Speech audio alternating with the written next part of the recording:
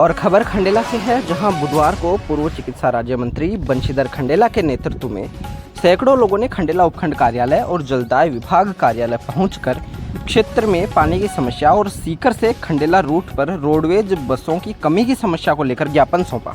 इस दौरान पूर्व चिकित्सा मंत्री बंशीधर खंडेला ने वर्तमान विधायक को निशाना बनाते हुए कहा कि खंडेला में पेयजल सप्लाई पूरी तरह चरमराई हुई है और इस ओर स्थानीय जनप्रतिनिधि और नेताओं का कोई भी ध्यान नहीं है, जिसके कारण जनता सड़कों पर उतरने को मजबूर हो रही है।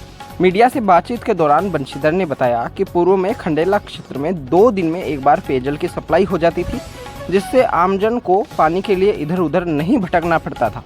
लेकिन वर्तमान में स्थानीय जनप्रतिनिधियों और प्रशासन की नाकामी के कारण जनता को सप्ताह में एक बार भी पानी नसीब तक नहीं हो रहा है। वहीं दूसरी ओर सीकर से खंडेला रूट पर रोडवेज बसों के संचालन में कमी को लेकर भी उपखंड अधिकारी खंडेला को ज्ञापन सौंपा गया है।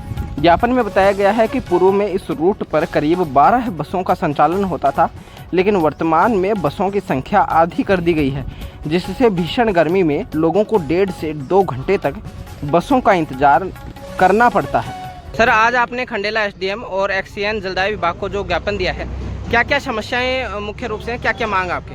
हमने 2 ज्ञापन दिए हैं एसडीएम साहब को। एक तो खंडेला शहर में और खंडेला के आसपास की सभी पंचायतों में पानी की व्यवस्था बिल्कुल ख़राब हुई है।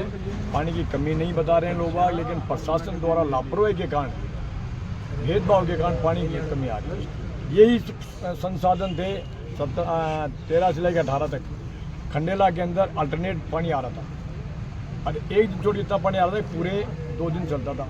लेकिन प्रशासन की लापरवाही समझूँ, यहाँ के जनप्रतिनिधि की लापरवाही समझूँ या किसके समझो आप जानो।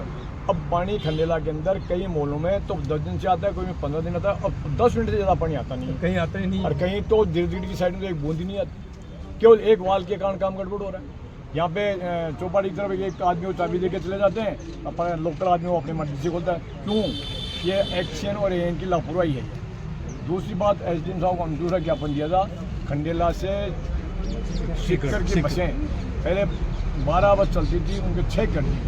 अब समस्या ये हो रही है कि लोगों को 1-1.5 घंटे पहले बस नहीं मिलती। यही हालत खंडेला से काउंट के अंदर थी, जो बस चली थी उसकी आधी कर दी, वहाँ भी 1-1.5 घंटे नहीं मिलता। जबकि खंडेला से सीकर का रोडवेज के अंदर सबसे कमाऊ रूट यही था।